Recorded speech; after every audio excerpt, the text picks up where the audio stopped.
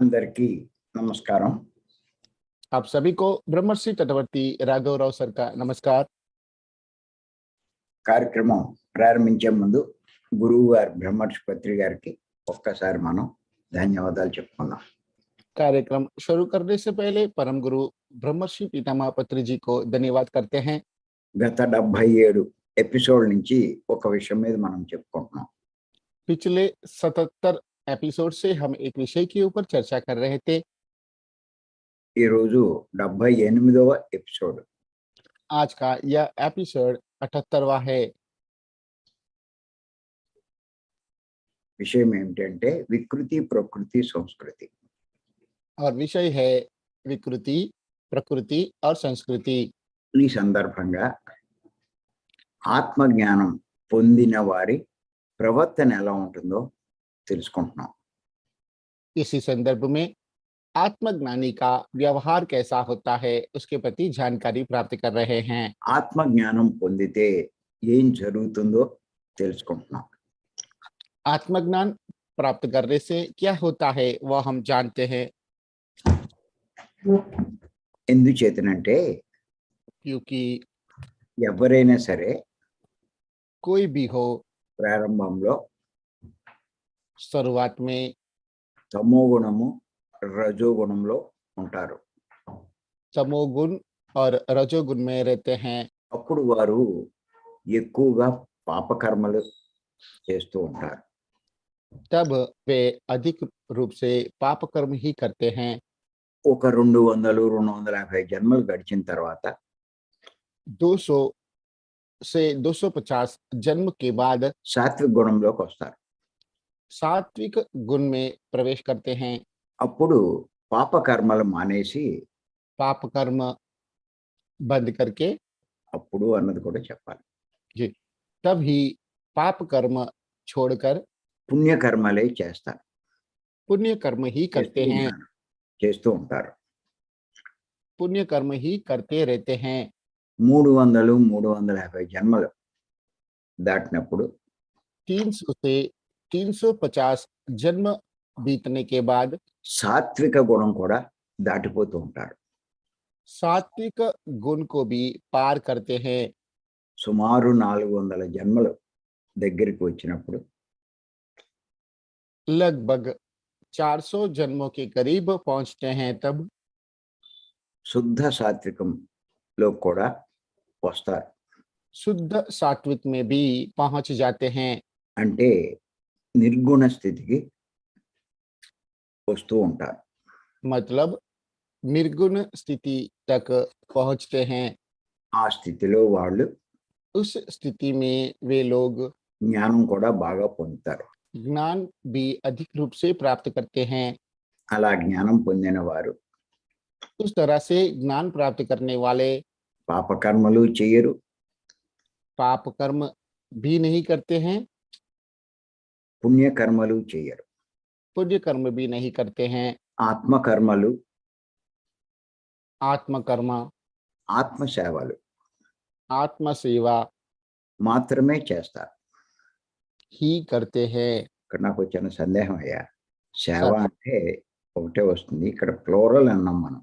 సేవలు, సేవ అన్నదానికి సేవం అంటే అది ఏమైనా తేడా ఉంటుందా? సేవం ఉంటుంది सर। అది आत्म सेवाएं करते हैं।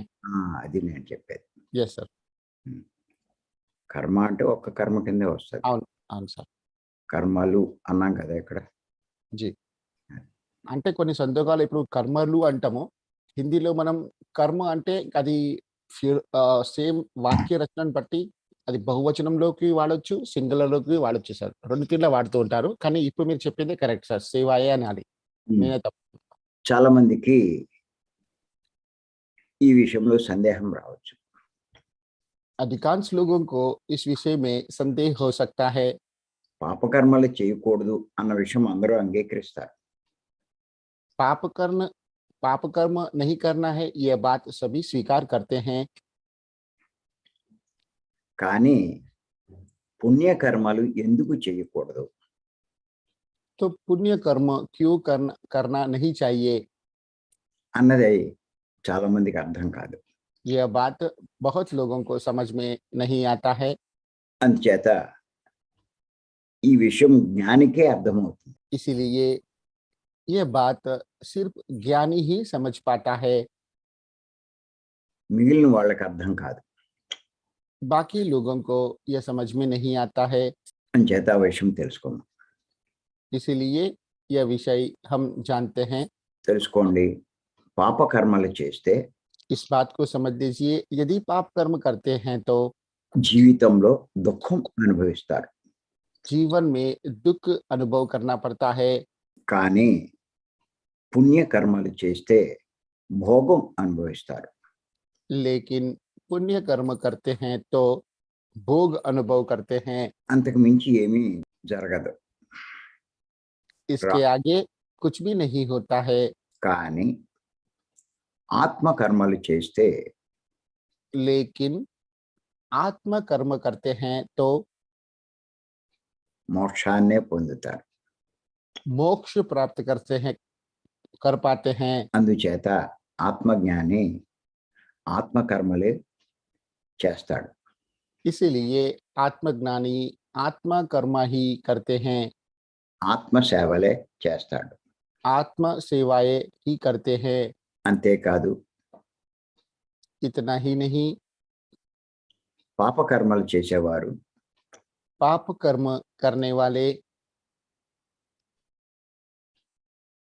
చనిపోయిన తర్వాత मृत्यु के बाद भी అధోలోకాలకు పోయి अधोलोक में पहुंचकर ఆ నరకాన్ని అనుభూతి చెందుతూ ఉంటాడు. उस नरक को अनुभव करते हैं।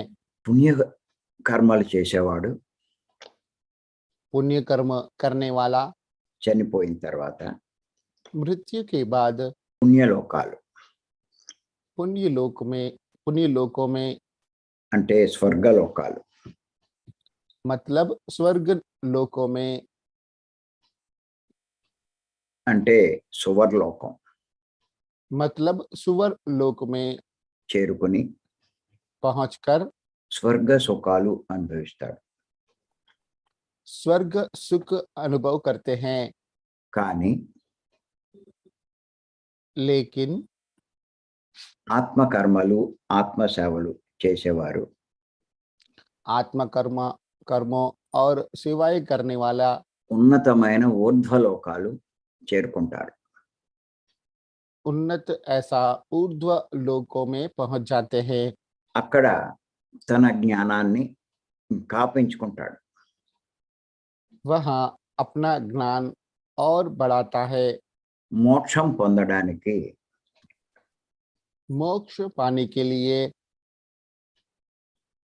అనుగుణమైన జన్మను తీసుకుంటాడు. अनुकूल जन्म लेता है। ఈ విషయాలన్నీ ఆత్మజ్ఞానికే తెలుస్తాయి. ये सभी विषय सिर्फ आत्मज्ञानी ही समझ सकता है। అందుచేతే లోకంలో ఎక్కువగా इसलिए दुनिया में अधिकांश పాపకర్మలు పుణ్యకర్మలు చేసేవారే మనకు కనిపిస్తారు. लोग पाप कर्म और पुण्य कर्म करने वाले ही दिखाई देते हैं। మరి ఆత్మకర్మలు అంటే ఏమిటి, ఆత్మ సేవలు అంటే ఏంటో కొద్దిగా తెలుసుకుందాం. तो आत्म कर्म और आत्म सेवाएं क्या होती हैं, उनके बारे में थोड़ी जानकारी प्राप्त करते हैं। ఆత్మకర్మలు అంటే आत्म कर्माएं मतलब ధ్యానం చేయడం, ध्यान करना, ఆత్మజ్ఞానానికి సంబంధించిన పుస్తకాలు చదవడం, आत्म ज्ञान वर्धक किताबों को पढ़ना, ఆత్మజ్ఞానానికి సంబంధించిన సందేశాలు వినడం, आत्म ज्ञान के संबंधित संदेश सुनना। ఆత్మ సేవలు అంటే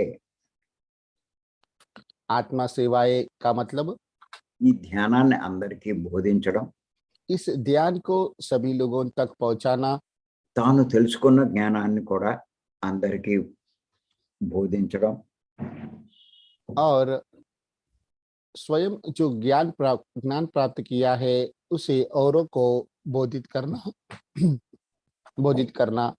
అంతేకాదు ఈ ధ్యాన కార్యక్రమాలు ఏర్పాటు చేయడం, इतना ही नहीं, इस तरह यह ध्यान कार्यक्रमों का आयोजन करना, ఆత్మహత్యలు మాన్పించడం, आत्महत्या ना करने के बारे में समझाना। ఆత్మహత్యలు మాన్పించడము అంటే आत्महत्या ना करने के लिए समझाने का मतलब, ప్రతి జీవి ఆత్మే. प्रत्येक जीवी आत्मा ही है। క్రిమి కీటకాలు తీసుకున్నా, कृमि कीटकों को भी देखते हैं तो, పక్షుల్ని తీసుకున్నా, पक्षियों का उदाहरण लेते हैं तो भी, జలచరాలను తీసుకున్నా, जलचर का उदाहरण से జంతువుల్ని తీసుకున్నా, जंतुओं को भी देखते हैं तो, అన్నీ ఆత్మస్వరూపాలే.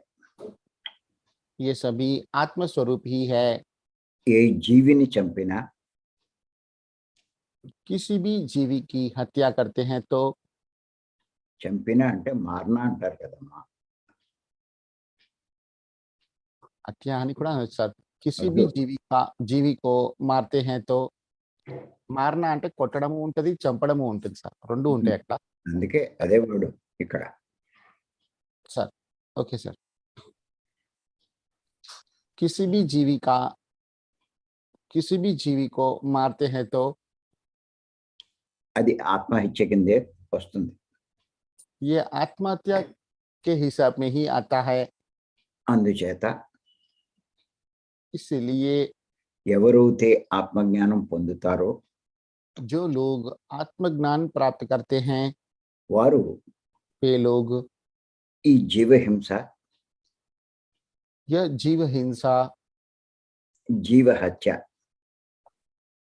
जीव हत्या మాన్పించే ప్రయత్నం చేస్తారు. दूर करने का प्रयत्न करते हैं, ना करने का संदेश देते हैं। ఆ రకంగా ఇప్పుడు ఈ ధ్యానంలోకి వచ్చిన వారు उसी तरह से इस ध्यान में जो लोग आते हैं, శాకాహార ర్యాలీలు, वे लोग शाकाहारी रैली, శాకాహార ప్రచారం शाकाहार प्रचार విస్తృతంగా చేస్తున్నారు. विस्तृत रूप से करते हैं। ఇదంతా కూడా ఆత్మసేవల కింద వస్తుంది. ये सब भी आत्म सेवा के अंदर ही आता है। ఆత్మజ్ఞానానికి సంబంధించిన आत्म ज्ञान संबंधित పుస్తకాలు ప్రచురించిన, ప్రింట్ చేయడం, ప్రచురించడం అయినా जी आत्मज्ञान संबंधित किताबों का प्रिंट करने से, ఆ పని చేసే వారికి సహకరించిన, अथवा यह काम करने वालों को साकार करते हैं तो, లేకపోతే ఆ పుస్తకాలు అందరికీ పంచిన, अथवा इस तरह की किताब औरों को बांटते हैं तो भी, ఇదంతా ఆత్మసేవ కిందే వస్తుంది. ये सब भी आत्म सेवा के अंदर ही आता है। అంతేకాదు అలాంటి కార్యక్రమాలకు సహకరించిన, इतना ही नहीं, इस तरह की कार्यक्रमों में साकार देते हैं तो, అవన్నీ ఆత్మసేవల కిందే వస్తాయి. ये सब भी आत्म सेवा के हिसाब में ही आता है।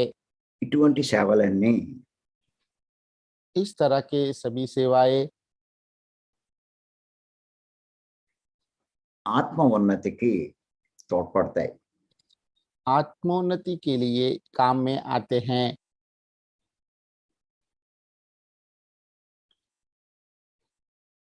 తోడ్పడతాయి అంటే ఉపకరిస్తాయి అని అర్థం వస్తుంది.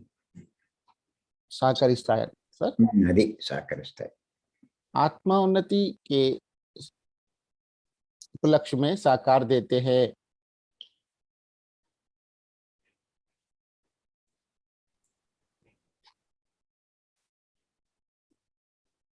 చనిపోయిన తర్వాత मृत्यु के बाद ఉన్నత లోకాలు చేరుకునే అవకాశం కలుగుతుంది. उन्नत लोक में पहुंचने का मौका मिलता है।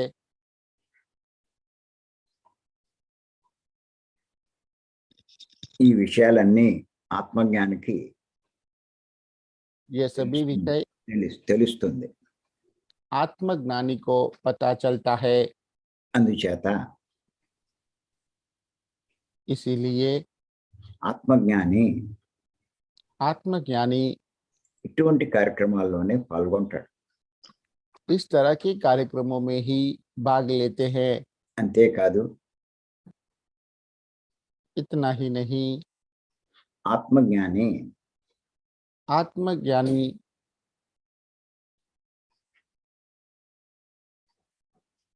సత్యం తెలుసుకుంటాడు, सत्य जानता है,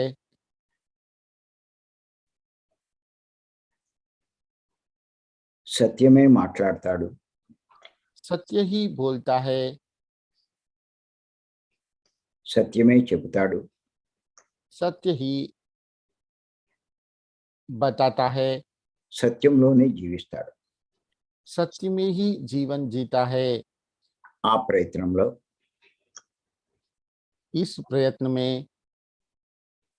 కష్టాలు ఎదుర్కొన్నా मुसीबतों के सामना करने पर भी లెక్క చేయడు. उसकी गिनती नहीं करता है।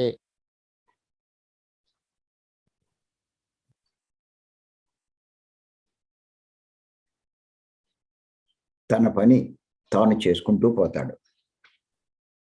उनका काम वे करते ही रहते हैं।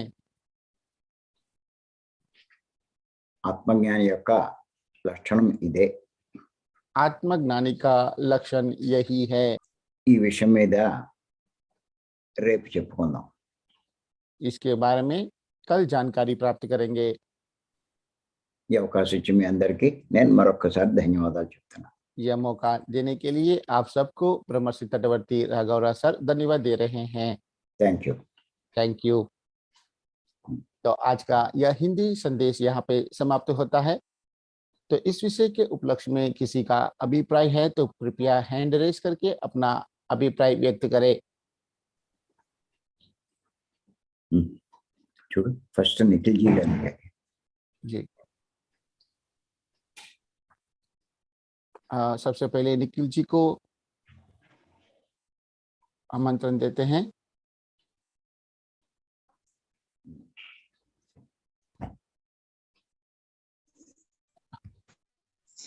नमस्कार सर। हाँ नमस्ते मैम। सॉरी हाँ मैम आपका नेटवर्क थोड़ा सा डिस्टर्ब ఓకే. कर रहा है। ओके बारिश बहुत ज्यादा हो रही है एक्चुअली, तो ओके उस वजह से ठीक है नेटवर्क। जी यस मैम बताइए। ये जो बताया है सर ने, इसके बारे में मुझे बिल्कुल जानकारी नहीं थी कि आत्मकर्म और आत्म सेवाओं के बारे में, कि किस तरह से हम जो है आत्मकर्म और आत्म सेवा करते हैं, या जो आत्मज्ञान की ओर बहुत ज्यादा अग्रसर होते हैं 300 कर्मों के बाद, 350 कर्मों के बाद, जन्मों के बाद में। तो ये मेरे लिए एक बहुत नया विषय है। और इसके बारे में अभी मैं एक किताब भी है पत्री जी की, जो आत्मज्ञान ही है वो किताब भी। आत्म क्षेत्र हाँ आत्म क्षेत्र याद ऐसे అది కాదు. तो वही बुक मैं अभी पढ़ रही थी, अभी मतलब पढ़ ही रही हूँ वही बुक। और वो चीज सर भी बता रहे हैं, तो वो काफी चीजें रिलेट हो रही हैं और समझ आ रही है कि हाँ अच्छा ये चीजें भी हैं और ऐसा भी है। तो इसके लिए बहुत बहुत धन्यवाद, और बहुत ज्यादा सौभाग्यशाली हूँ कि इस जगह पे आई हूँ मैं। बहुत बहुत धन्यवाद आप सबका। ఒకసారి తెలుగులో చెప్పమ్మా. Yes sir. సార్ ఈ విషయం నేను ఫస్ట్ టైం వింటున్నాను. ఆత్మ సేవలు ఆత్మ కార్యాలు అనేది నాకు ఇంతకు ముందు తెలియదు. కానీ ఇప్పుడు నేను అది తెలుసుకుంటున్నాను. ఈ మధ్యలోనే నేను పత్రిజీ గారి ఒక పుస్తకం ఆత్మ గురించి, ఆత్మ సేవల గురించి నేను చదువుతున్నాను. అది చదువుతున్నప్పుడు ఇంకా ఈ వస్తువులన్నీ కూడా నాకు ఇంకా ఎక్కువ క్లియర్ గా అర్థమయ్యాయి. ఈ జూమ్ సెషన్ లో పాల్గొనడము నాకు ఒక సౌభాగ్యంలా అనిపిస్తుంది. ధన్యవాదాలు చెప్తున్నాను సార్. Thank you madam. धन्यवाद Anupama ji. Thank you. Ma'am जरा प्लीज अपना नाम को रीनेम कीजिए। मैं रीनेम करती हूँ। Thank you ma'am. जी थैंक यू मैम जी। नमस्ते निखिल जी, अपने आप को अनम्यूट करेंगे। जी प्रणाम तटवर्ती राघवराव सर। हाँ तटवर्ती जी, आपको हृदय से प्रणाम। Thank you. Sir first of all it's my privilege, मेरा मतलब मैं सौभाग्यशाली हूँ कि मैं आपके साथ इस संदर्भ में जुड़ सका हूँ। और साथ ही आज जो आपने स्पेशली आत्म सेवाएं के संदर्भ में बताया है, इसने मुझे काफी जागरूक किया है।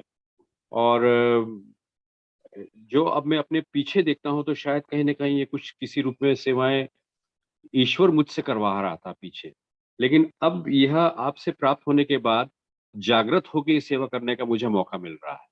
कॉन्शियसली एफर्ट करूंगा आगे मैं। धन्यवाद। Thank you sir. Wonderful sir, thank you. Previously, sir, yes sir. previously, I also don't know about this Atma Seva. Yes sir.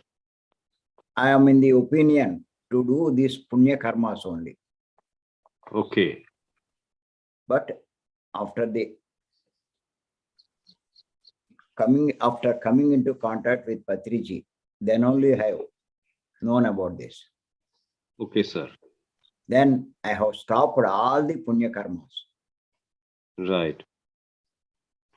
Afterwards, I am in the habit of doing only the Atma Seva. Okay. Because I have known that I am the Atma. Right. I have to benefit. या। If I have to benefit, I have to do Atma Seva. Yes. If you are body, yes. you can do body Seva. Yes sir. So I have changed my Sevas. Yes sir.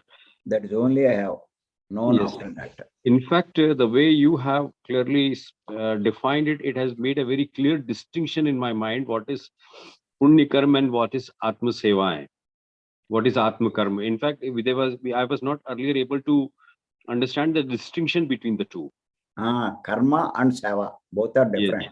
Yes. So today you have very clearly defined it, and that gives me a proper direction to move forward now. Yes, sir. Yes, sir. Thank you so much. Thank you Thank so you. much. Thank you, sir. धन्यवाद Nikhil ji. Aish. Yes sir. Ayush ji अपने आप को unmute करेंगे। नमस्ते sir. नमस्ते sir. सभी मित्रों को नमस्कार। हम लोग विकृति प्रकृति संस्कृति के 78वें 78 संस्करण में हैं।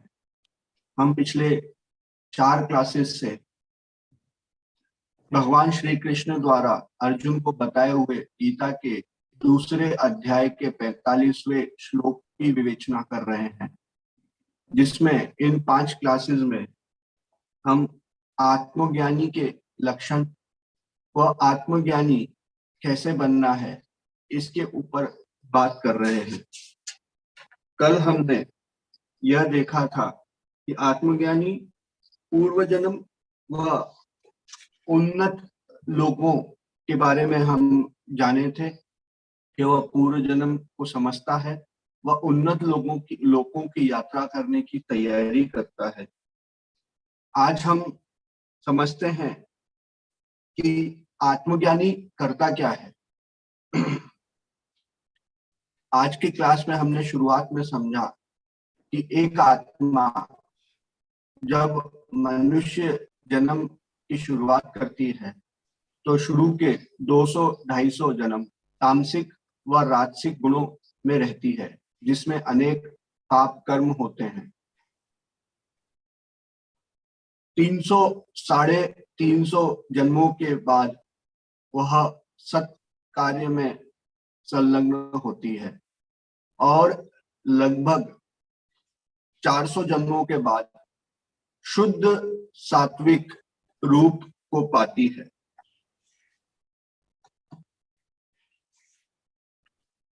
शुद्ध सात्विक रूप में गुणों में आत्मा किसी तरह का पुण्य करने के नहीं, आत्मा की सेवा करने के लिए कार्य करती है। इसके पहले अभी तक आत्मा पुण्य अथवा पाप में संलग्न थी, परंतु अब अगला जीवन जो है वो आत्म सेवा, आत्मा को भलाई पहुंचाने वाले कार्य ही करती है।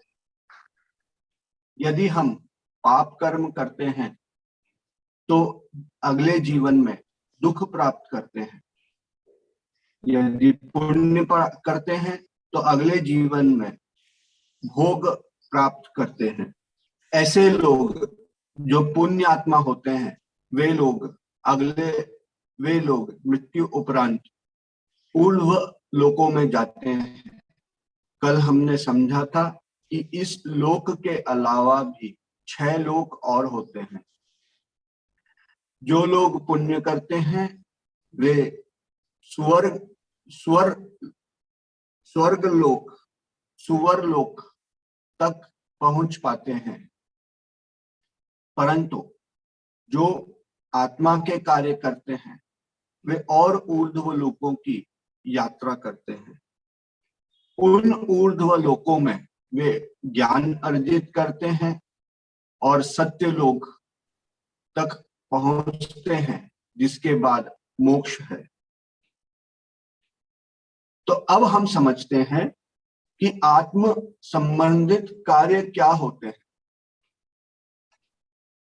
ऐसे कार्य जिनमें आत्मा का परिष्करण होता है, आत्मा को भलाई मिलती है, ऐसे सारे कार्य आत्म कार्य होते हैं। उदाहरण के लिए ध्यान करना, ध्यान के द्वारा हम हर पल आत्मा को छू पाते हैं, आत्मा के पास रह पाते हैं। ध्यान करना, आत्मज्ञानियों की पुस्तकें पढ़ना, आत्मज्ञानियों के साथ सांगत्य करना, आत्मज्ञान की सेवा करना, उन सेवाओं में क्या क्या आ सकता है, यह ज्ञान, आत्मज्ञान दूसरों तक पहुंचाना, किस मार्फत पहुंचाना, किताबें बांटना, किताबें लिखना, आत्मज्ञान से संबंधित किताबें लिखना, उन्हें बांटना। जिन कार्यक्रमों में आत्मज्ञान प्रसारित होता है वह उन कार्यक्रमों में किसी भी तरह की मदद करना, शाकाहार रैली निकालना। जैसा हम जानते हैं जंतु, पक्षी ये सब आत्म स्वरूप ही हैं। इनकी हत्याएं रुकवाना, लोगों को प्रचार करना कि तुम एक आत्मा हो, यह भी एक आत्मा है, इनका हनन मत करो। आत्महत्या रुकवाना, आत्महत्या की तरफ जो प्रेरित हैं उनको आत्मज्ञान देना। ये सभी विषय आत्मज्ञानी को पता लगते हैं, वह उसकी आत्मा को ऊर्ध्वलोक जाने का मार्ग प्रशस्त करते हैं। एक आत्मज्ञानी सत्य जानता है, सत्य ही बोलता है, सत्य में ही रहता है और सत्य का ही प्रचार करता है। वह अनेक कष्ट झेलने पर भी, अनेक परेशानियों में रहने पर भी उन परेशानियों को गिनता नहीं है। पूर्ण रूप से केवल आत्मा के उत्थान के लिए ही कार्य करता है। धन्यवाद। Thank you sir. धन्यवाद आयुष जी। गीता जी। नमस्ते गीता जी, अपने आप को अनम्यूट करेंगे। नमस्ते सर। नमस्ते। सुन सकते हैं? कोटि Yes, कोटि ma'am, वंदन तटवर्ती रागरस। चिरंजीवी सर आपको भी मेरा प्रणाम। नमस्ते मैम। आयुष जी आपको भी मेरा प्रणाम। सर मैं शुद्ध सात्विक स्थिति है ना, उससे मैं शुरुआत करूंगी और जो इम्पोर्टेंट है वही मैं बताऊंगी।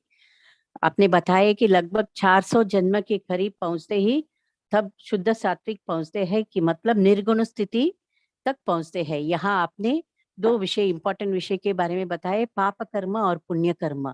आज मैं बहुत कुछ ज्ञान प्राप्त किया और मुझे लगता है कि मैं सही दिशा में आई हूँ, सही क्लास में आई हूँ, सही मार्ग में आई हूँ।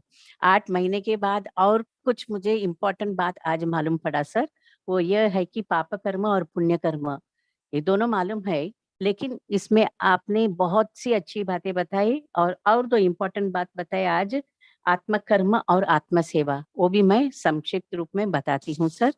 आपने बताया कि पाप कर्म, अधिकांश लोगों को इस विषय में संदेह होता है, पाप कर्म नहीं करना मालूम होता है, लेकिन पुण्य कर्म क्यों नहीं करना चाहिए, आपने बहुत ही अच्छी तरह से बताया। क्योंकि यदि पाप कर्म करे तो जीवन में दुख अनुभव करते हैं, दुख अनुभव करना पड़ता है, लेकिन पुण्य कर्म करे तो भोग अनुभव करना पड़ता है, इसके आगे कुछ भी नहीं है, तो जन्म लेना पड़ता है। और आगे आपने बताया लेकिन आत्मकर्म करते हैं तो मोक्ष प्राप्त करते हैं, इसलिए आत्मज्ञानी आत्मकर्म ही करते हैं, आत्मा सेवा ही करते हैं। आगे बढ़ो सर। इतना Yes, ही ma'am. नहीं, पाप कर्म करने वाले मृत्यु के बाद अधोलोक पहुंचकर उस नरक को अनुभूति करते हैं। यहाँ मुझे कुछ डाउट है, मैं बाद में पूछूंगी सर। पुण्य कर्म करने वाले मृत्यु के बाद पुण्य लोगों में ही यानी स्वर्ग लोगों में, मतलब सुवर लोकों में पहुंचकर स्वर्ग सुख अनुभव करते हैं। सर मैं एक प्रश्न जल्दी से पूछती हूँ, मुझे कहीं सुनाए ऐसे क्लास में से स्वर्ग नरक ऐसे कुछ लोग नहीं होते हैं, तो आपने इसका जिक्र किया आज। आगे मैं जाऊं सर। చిరంజీవి ప్రశ్న ఏంటో సార్ ఎక్కడో ఏదో క్లాస్ లో వారు విన్నారట, స్వర్గం నరకం స్వర్గలోకం నరకలోకం అలాంటిది ఏమీ ఉండదు అని వాళ్ళు అన్నారు, కానీ మీరు చెప్తున్నారు అని అంటున్నారు. నాకు అర్థం కాల, వాళ్ళు చెప్పారా నేను చెప్పానా?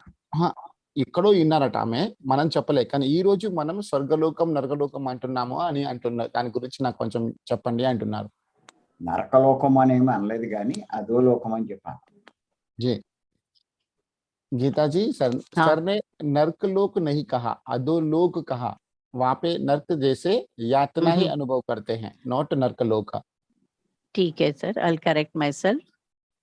सर सोल को फिर सोल होता है ना, उसको भी अनुभव करता है नरक जैसा अनुभव? ఎలాగంటే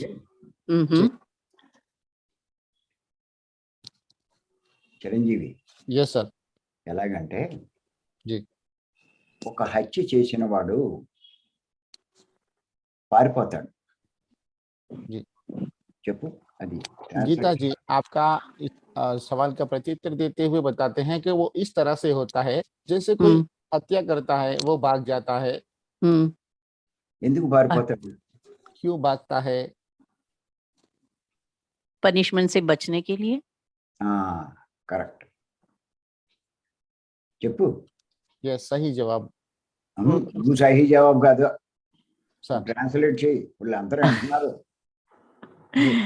అందరికి అవసరమని నేను నుంచి ట్రాన్స్లేట్ చేస్తున్నా. दंड से बचने के लिए भागते हैं। అది ओके सर, పారిపోతాడు, इसीलिए भागता है। ओके सर, పారిపోతాడు కానీ वो भागता है लेकिन ఆ విషయాన్ని తలుచుకుంటూ ఎంతో నరకం అనుభవిస్తాడు.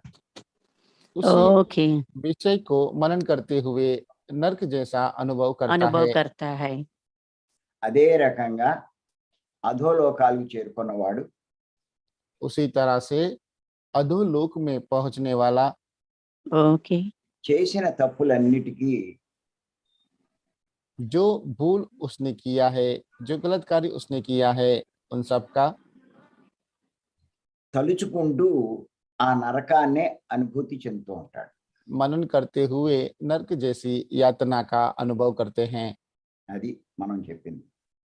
तो ये सब मृत्यु के बाद भी होता है ना sir? yes. Okay sir, I proceed. मैं आगे बढ़ती हूँ। आपने आगे ये भी बताया कि लेकिन आत्मकर्मों आत्म सेवाएं करने वाला उन्नतमय ऐसे ऊर्ध्व लोक में पहुंच जाते हैं। ऊर्ध्व लोक is above Swargalok? No, above Swargalok. Okay, thank you sir. तो वहां जाने के बाद भी अपना ज्ञान बढ़ाता है, मोक्ष पाने के लिए अनुकूल जन्म लेता है। यहाँ भी मुझे कुछ डाउट है, लेकिन मैं आगे आगे समझ लूंगी। इस सभी विषय आत्मज्ञानी ही समझ सकता है। मैं बहुत हैप्पी हूँ सर, आपके सत्र में आके आत्मज्ञान प्राप्त करती हूँ। Geeta madam, yes sir. in my next classes, okay sir. you will get all this information. Okay, sir. So I won't trouble Otherwise, you. it will be a doubt. Yes, for sir. Yeah, everybody. yes. Okay, sir. I'll continue whatever I learned today. आत्म कर्म या आत्म सेवा में बारे में आपने जानकारी दिया, बहुत सी जानकारी दिया। आत्म कर्म का मतलब ध्यान करना, आत्मज्ञान का वर्तक किताबों को पढ़ना, आत्मज्ञान के संबंधित संदेश सुनना, जो हम लोग आजकल कर रहे हैं। आगे जाके आत्म सेवा के बारे में आपने बताया, मुझे बहुत ही अच्छा लगा। मैं कुछ ना कुछ जरूर करूंगी। इस ज्ञान को मैडम। सभी लोग, हाँ yes sir. Chiranjeevi, yes sir. ఇది ఒకసారి కొంచెం ట్రాన్స్లేట్ చేసి చెప్తాను. Geeta madam, yes sir. Ayush ఏం చేస్తున్నారు అంటే हाँ చెప్పు. आयुष जी ये कर रहे हैं। हाँ हाँ నా పుస్తకాలన్నీ ట్రాన్స్లేట్ చేస్తున్నారు. ओके मेरे सर। मेरे हिंदी सभी में। किताबों को अनुवादित हाँ। कर रहे हैं। अच्छे सर, ओके सर। ఇది हाँ హిందీ రాష్ట్రాలు అన్నిటికీ కూడా చాలా ఉపయోగపడుతుంది. Yes yes sir, yes. ये हिंदी राज्यों में बहुत ही हाँ। उपयोगकारी है। हाँ सर। ఈ జ్ఞానం లేకే